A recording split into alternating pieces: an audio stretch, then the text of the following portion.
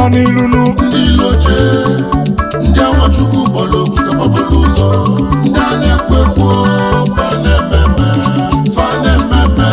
ọbụlụ nnukwu guris fabata obodo fajido obodo light ọrụ obodo ekwelu nọ na-eme obodo nenenu nọ na-eme nenenu ife nwa wologori n'ọzụrụ n'afịa maka Chukwu gbọghọ oku n'enu uwe obunyego oche omeghe eze ị na-egori n'ọnwụ ọda Chukwu bụrụ ego ka elu bụ ndị Igbo niile anyị na-ekwu ekwu anyị na-eme akpata obodo nne n'obodo afọ ife anyị na-eme anyị abụrụ ndị ji obodo tait anyị gbobere mbọ ka itinye aka ka ọ dị nnukwu maka agbaka m mma ọba ego nni ịma na nwata abụla gwobulu ilo n'ụwa mana ilo dị na wegbu na-enweta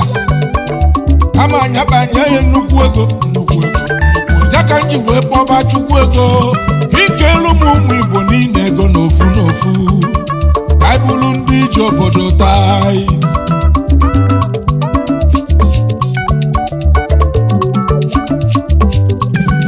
Otigba egwuregwu ka nke ọlụ m ụmụ Igbo akụkọ maka onye na-akpụ Udaja jere ọlụ oyibo n'ugwu Awụsa ọ na-eme ụzọ ọlụ ife ọbụla ịkpọrọ Udaja ọ ga-eji ihe n'oge na n'oge mana ọ lụrụ ofu mbọsị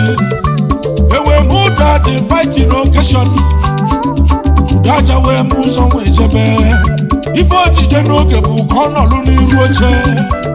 o welu ka mmemme bidoro achụwa Udaja si ya jee n'azụ o wee gbaba lele gbaba Chukwu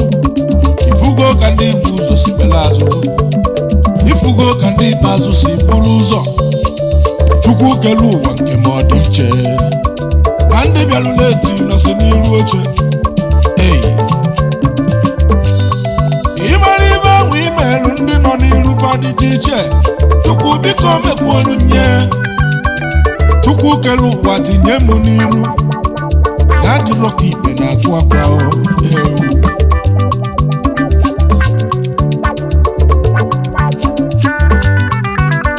akarịa omume ego oyibo na ọdị mkpa ya ka nji wee kpọba Chukwu kelu ụwa ịmalụ ndị nwa fụlụ ego n'anya biko welu nnukwu ego gọzie fa ọ bụrụ na ifulu ego n'anya wenye aka gị enu ngwa nalụ nnukwu ego maka iwe onye yọrụchi ka ọ na-emere ya ibe onye yọrụchi ka ọ ga-eme obodo kirianụ ndị nọ n'ilunu Ndi Iru Oche ndị Nwachukwu bolo ka bolo ụzọ obodo kirianụ ndị nọ n'ilunu Ndi Iru Oche ndị Nwachukwu bolo ka bolo ụzọ ndị na-ekwekwo fanememe ọbụlụ nnukwu guris fabata obodo fajido obodo light ọrụ obodo ekwelu nọ na-eme obodo ekwelu ugwo nọ na-eme live obodo ekwelu ugwo nọ na-eme ndị aka Chukwu dị n'alụfa ndị Chukwu na-asala oche o nwere ndị Chukwu jiri aka ya tinye n'iru oche fabụrụ ife nkiri ife ọ bụ na famela ọ ga-alụfa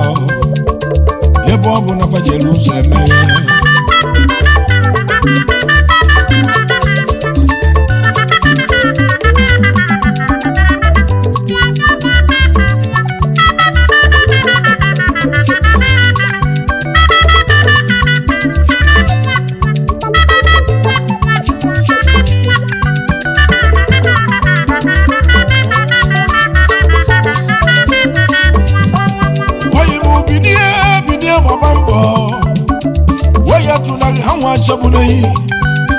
ịta akịta bọọlụ ọ dịrị gị mma ịbata obodo dere ojinji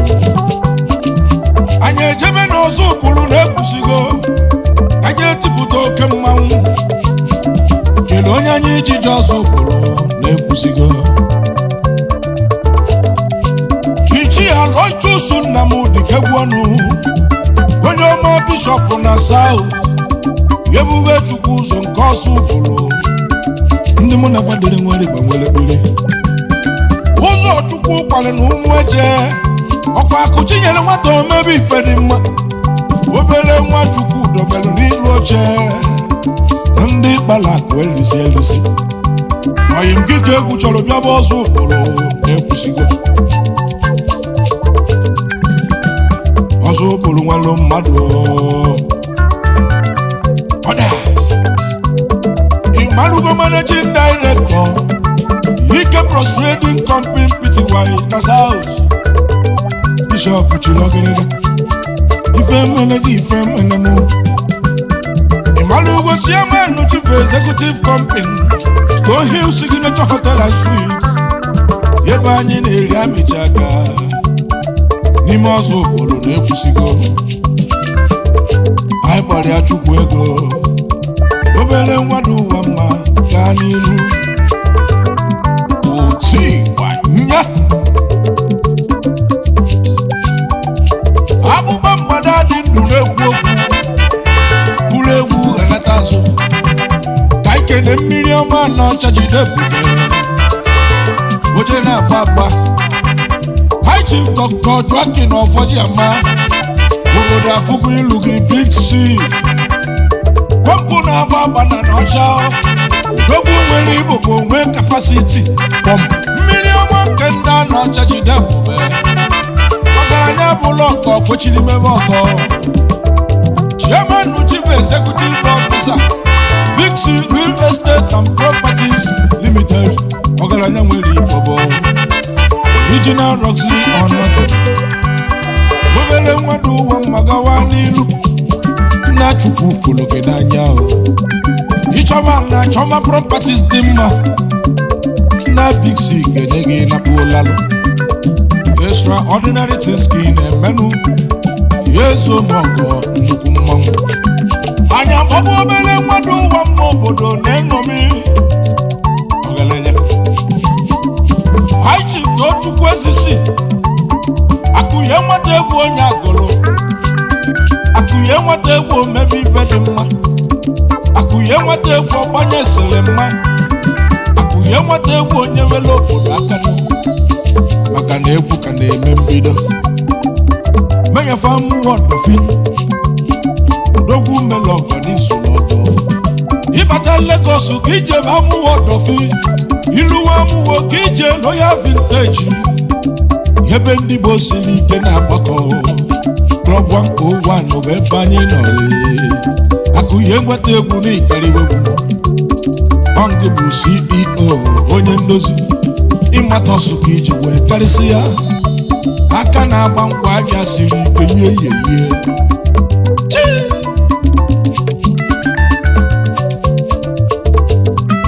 ọkwa na onye na-akpọrọ ndị Igbo siri ike nye ka anyị bụ uwe jee Enugu ọ bụ onye ka egwu chọọ jee Enugu tigbuo tigbuo tigbuo tigbuo tigbuo tigbuo otigbo ịnyịnya nka nwere na Nkanụ nwa bịara ụwa na-eme ọgọ ọnọdụ n'iru oche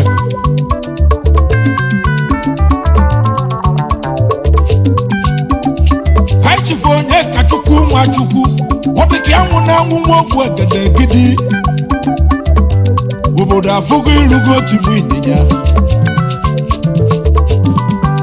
Imalugo Chairman Chief Executive Officer Akins International Limited tigbuo tigbuo tigbuo tigbuo tigbuo tigbuo Akins Oil and Gas Limited company kemụtalego kwulego nya ka eji wee malụ otigbu ịnyịnya onye nnukwu ego na amụlị Nkanụ ya zo ma ọgọ mele ọgọ gaba n'ilu enwere m ọlaọcha enwere m ọlaedo egwu ka nji enye ekele n'ife ọnwa imelụ onye nnukwu ego na amụlị Nkanụ otigbu ịnyịnya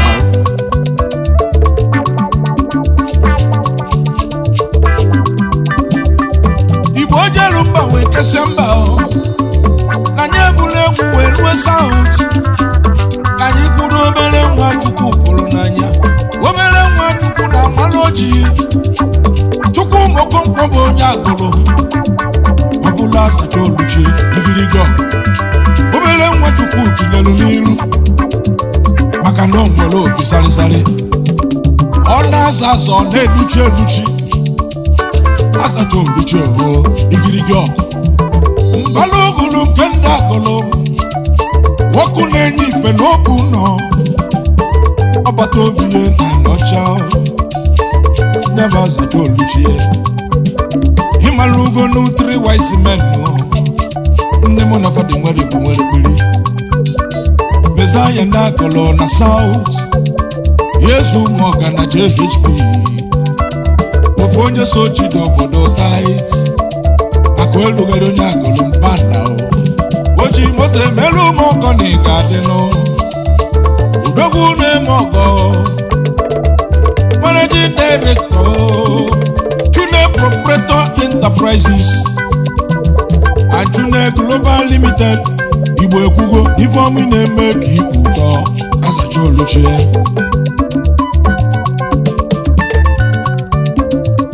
obodo kirianụ ndị nọ n'ilunu Ndi Iru Oche ndị Nwachukwu kpọrọ okwu ka fabulu ụzọ obodo kirianụ ndị nọ n'ilunu Ndi Iru Oche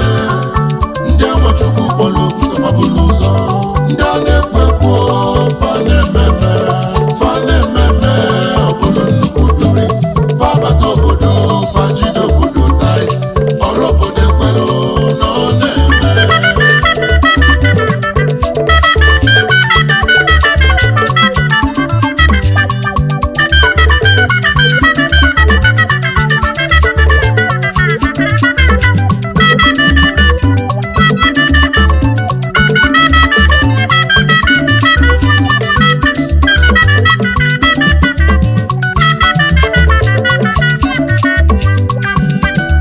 egwu anyị ejije olu eji Igbo nyaka nji wee je South mgbe anyị batara South Africa na anyị kwurere obere nwa agụlụ ji ide ebube na South nwa Chukwu gọziri agọzi nze nna m ọdụ ịmasụwela ọkpala Alhaji Sikiti na amụọ ji agụlụ ka isi kwuo okoko osisi Alhaji Sikiti onye ọma nze nwata nwe ndidi onwe awele ụkwụ ọma kpọrọ nwachi ndọhụ managing director Holding Pty onye echichi ọgaranya na inwere iwe obere nwa jere South Chukwu gọziri agọzi onye a na-ekwu nwere ibe ọ na-eme Alhaji Sikiti nwere egwu ọ na-agba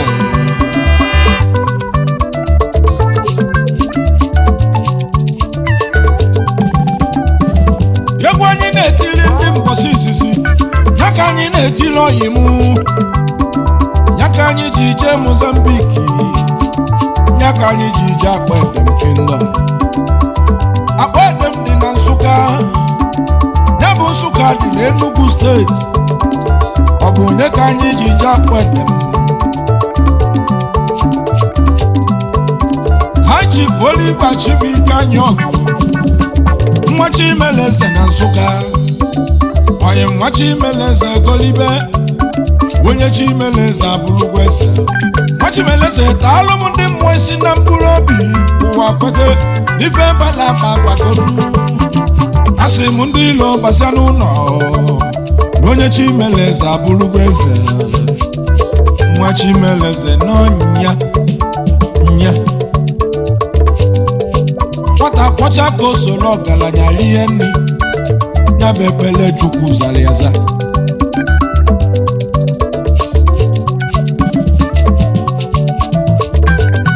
ifu ndị nọ n'iru oche na mmadụ ama mgbaghawa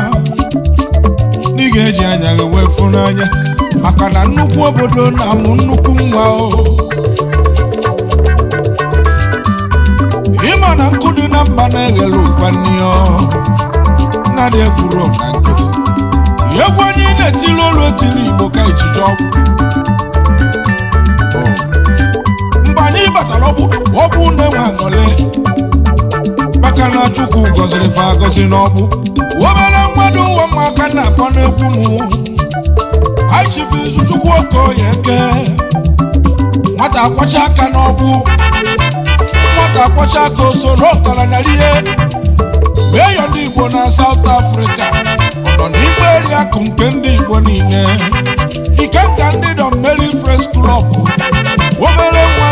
gọzila agọzi nwata kwọcha anyị kpọ ọnya triple M obere nwa bịala ụwa na-ebu ụwa mma oyi m ka iwere ugbo were amala gaba n'elu n'ije mụ na gị ka bụ mbido nwata kwọcha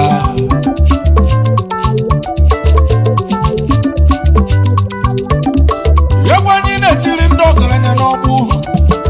ka anyị na-etiri obichiri ụzọ signboard nke ndị ọgbụ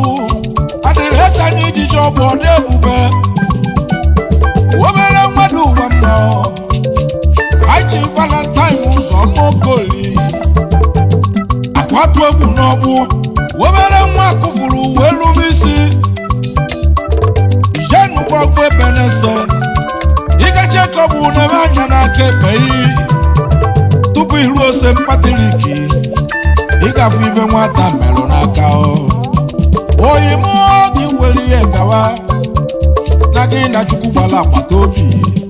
wena bebebebele Chukwu eburu ụzọ za nke gị maka gị na Chukwu gbara agbata obi Managing Director Adikos Real Estate Limited Managing Director Adikos Properties Pty ọgaranya dị nwere iwe akụkọ igo ịla nga si n'ebe anyị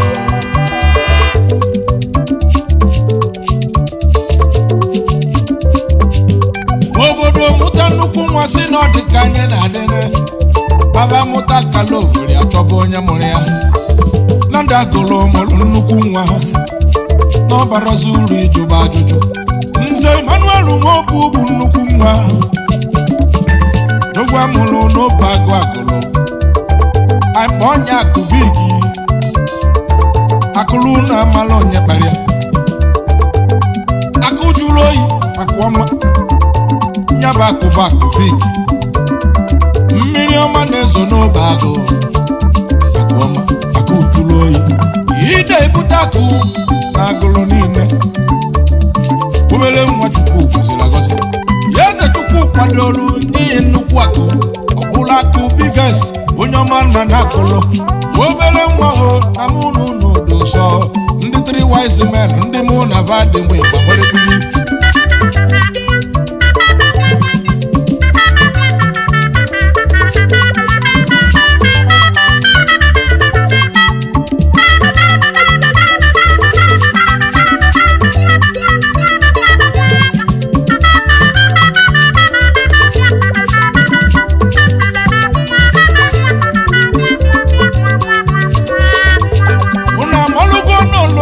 n'ọnya mụrụ balansa onye agụlụ odogwu akụba ike nze Mr. Sunday Ugochukwu be balansa olololo obere nwa dị ụwa mma na South ọgaranya Chezo na n'igbo ego ọgaranya Chezo na n'igbo ego ezi oyi obere nwa were egaba Managing Director Lolo Trading Company Pty na South Roga Adele mma obele nwa n'iso na three wise men nne m na va dị nwa Igbo enwele mmiri ọnọtala m ndị mmụọ si na mkpụrụ obi wogogogogo balansi olololo egwu ndị ọganigwe ndị nwere ọbọnọ eji na ọkpụkpụ ndị sestoyins ka anyị na-etile egwu ndị mere ife n'obodo malụfa mmalụ ndị nwere ife ha menwụrụ n'ụwa nne ada azọ ọgaranya na nkịtị High Chief Bright nwoge m nne bụ ugo na abụọ ozu ijele na n'obosi ijele na mmanwụ ọzọ na-agba n'ọgbọnụ ajụjụ nnajụ ụlọ ndị Igbo anyị bụ ụwa jele na mmanwụ ọzọ na-azọ n'ọgbọ ogogogogo ndị mere ibe ụzọ na-atụlụnụ onye mere ibe egwu tiere ihe obodo kirie n'ijele Managing Director Tingle Saloon and Lodge Pty na South ọkwa na Western Cape ọgaranya n'inwere ibe akaji obo nke ndị ọdọ n'Igbo great ambassadors. High Chief Timothy Nnemeka Abanobi, Agunwa Abanobi, Wokobu ya na n'Obosi, Iba Mwego na South Africa, Wokobu ya Obosi, Opele Mwado wa Mmano, Ijanu wa n'Obosi, Wogoda Malugo na Mwana Kipiye, Makobono Mora Buno Kwonu, Babere Meme Amano Nyemonye, Yewo Agunwa Abanobi.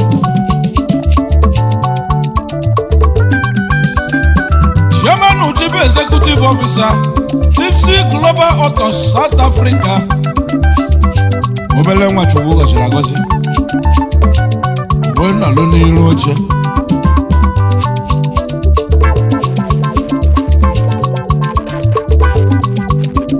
Okwebi Nnamdi Chukwu.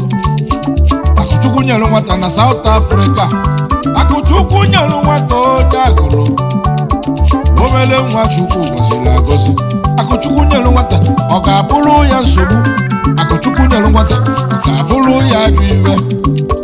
Obele nwa gaba na Chukwu so yi. Nwanne m na ọ ga-adịrị gị mma. Chukwu udo keke nkịtị. Udokwu udo ndada si na London. Ọ chere mma ga-achị ọzọ n'oko. Ọgaranya na-ebere iwe karịsịa. Iwe ọma mela n'oko. N'ije mụ na gị n'ọka bụ mbido. Iwe nyere gị na ọ nyere gị nkịtị o. Ọgaranya ndị ogo jide ebube na London. Anyị agbamokwu ebi so n'ife suwe. Osi na chi ya dị mma na agụrụ. Ọgaranya osi na Chukwu. Managing Director Zipus Divine International Company Limited. Ọgaranya na-enwere ya. Ọkwa na-ata wanuki na ọkwechiri. Onye ọma bịara ụwa na na-agụrụ. Managing Director Green Circle International Trading and Logistics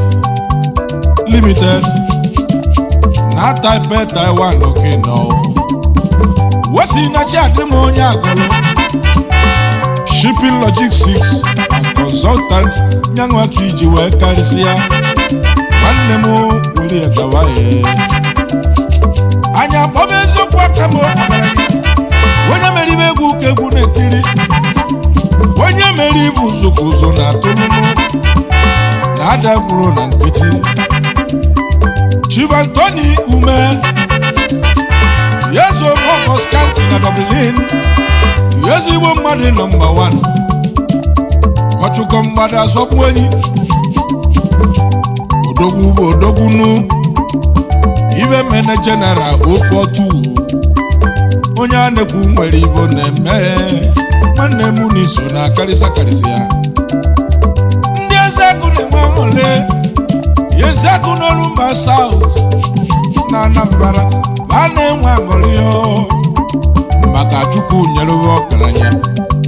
Ọgaranya chi eze ọ naanị ikpo ego. Ọgaranya chi eze anyị ejebe biye. Onye ọma skanti na Dublin. Nwanne m n'iso na Ndi Iru Oche.